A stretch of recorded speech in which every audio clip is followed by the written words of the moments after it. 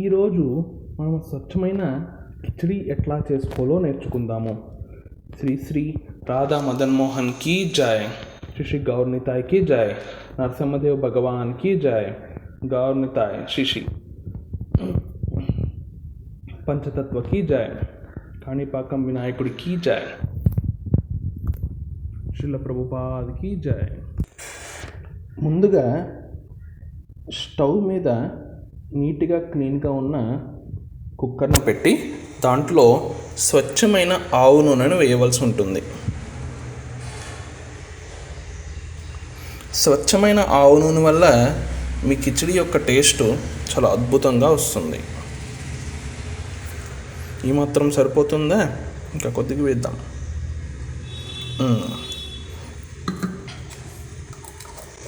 నెయ్యి వేడెక్కిన తర్వాత మనము ముందుగా కిచడీ కోసము కొన్ని సామాన్లను మనం అరేంజ్ చేసి పెట్టుకుందాం. కొత్తిమీర, కరివేపాకు, తరిగిన బీన్స్, తరిగిన క్యారెట్, చిన్నగా తరిగిన టమాటో, చిన్న చిన్న ముక్కలుగా తరిగిన ఆలు,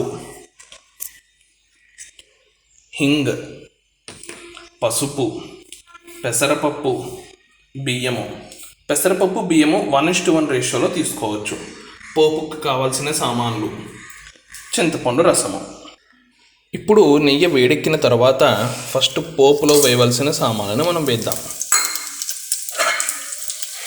వేసిన తర్వాత మూత పెడితే పోపు బాగా పేలిన తరువాత దాంట్లో పెసరపప్పు వేస్తే అద్భుతంగా టేస్ట్ ఉంటుంది. పెసరపప్పు కన్నా ముందు మన దగ్గర ఉన్న కరివేపాకును అందులో వేద్దాం.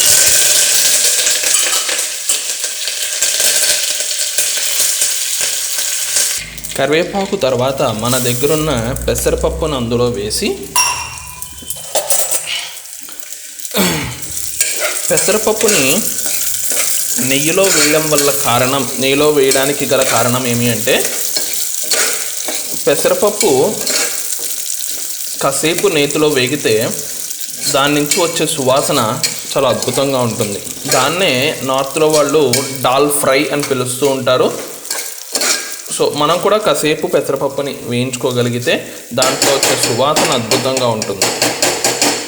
పెసరపప్పు కొంచెం వేగిన తర్వాత బీన్స్ని అందులో వేస్తే బీన్స్ కూడా బాగా నేతిలో వేగుతాయి.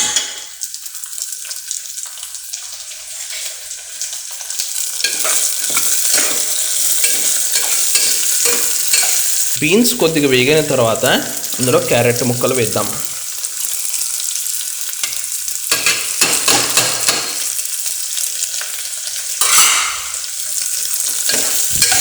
మీకు ఇందులో ఏ కూరగాయలు మీకు బాగా ఇష్టమో, మీకు హెల్దీ అనిపిస్తుందో ఆ కూరగాయలన్నిటినీ మీరు ఇందులో వేసుకోవచ్చు. ఫర్ ఎగ్జాంపుల్ బెండకాయ ఒకటి జిడ్డు వస్తుంది కాబట్టి మనం బెండకాయ ఇందులో వేసుకోలేము. దాన్ని కూర కింద చేసుకుని మామూలుగా సపరేట్గా తినచ్చు. దొండకాయ, ముల్లంగి, దొండకాయ వేసుకోవచ్చు, ముల్లంగి వేసుకోవచ్చు, బీట్రూట్ వేయచ్చు, క్యాబేజ్ వేయచ్చు. సో నా దగ్గర ఈరోజు ఉన్న కూరగాయలతో నేను ఇది చేస్తున్నాను. కూరగాయల తర్వాత టొమాటో వేస్తున్నాము పులుపు కోసము.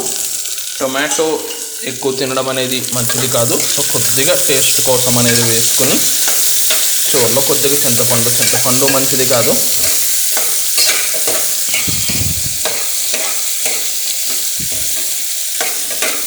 వేసుకున్న తర్వాత ఆలుగడ్డ, పొటాటో పీసెస్ని కూడా మనం ఇందులో వేసుకోవచ్చు.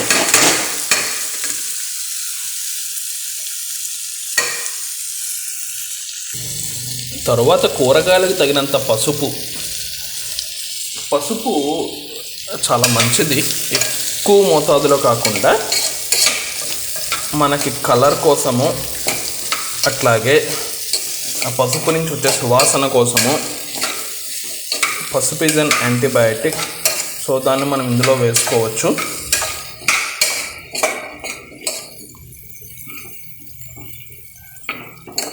వేసుకున్న తర్వాత చూసారంటే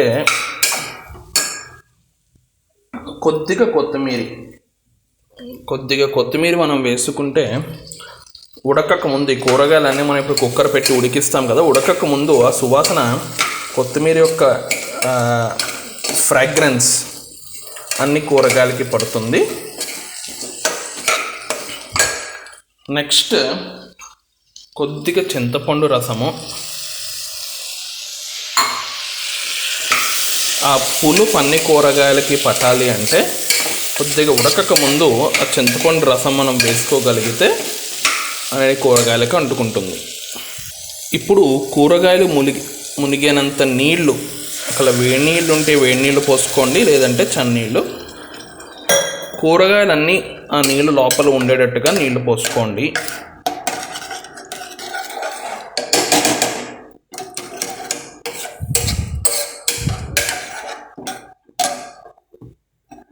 కొద్దిగా హై ఫ్లేమ్లో పెట్టుకున్నా ఇప్పుడు ఇబ్బంది ఉండదు.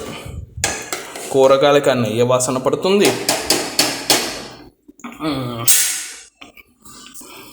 కూరగాయలు ఉడికేటప్పుడు వాటికి తగినంత ఉప్పు మనం కొద్దిగా వేయగలిగితే కొద్దిగా, మళ్ళీ చివరిలో అంతా అయిపోయిన తర్వాత మళ్ళీ ఉప్పు వేసుకోవచ్చు. సో దట్ ఆ ఉప్పు అనేది కూరగాయల లోపలికి వెళ్తుంది, మంచిగా ఉడుకుతుంది. ఇప్పుడు ఉడుకుతున్నప్పుడు మనం బియ్యంని అందులో వేయచ్చు.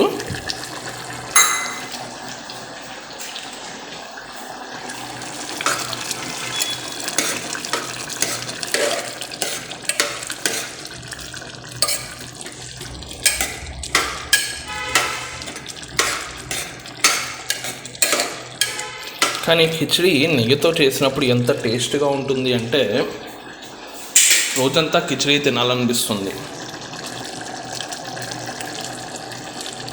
వీడియోలో వాసన రికార్డ్ అవ్వదు కాబట్టి నేను మీకు అది చూపించలేను. ఎవరైనా కిచిడి నేర్చుకోవాలంటే డైరెక్ట్గా ఇక్కడికి రండి. బియ్యం వేసిన తర్వాత తగినంత నీళ్లు పోసి ఒక్కసారి కదిపేసి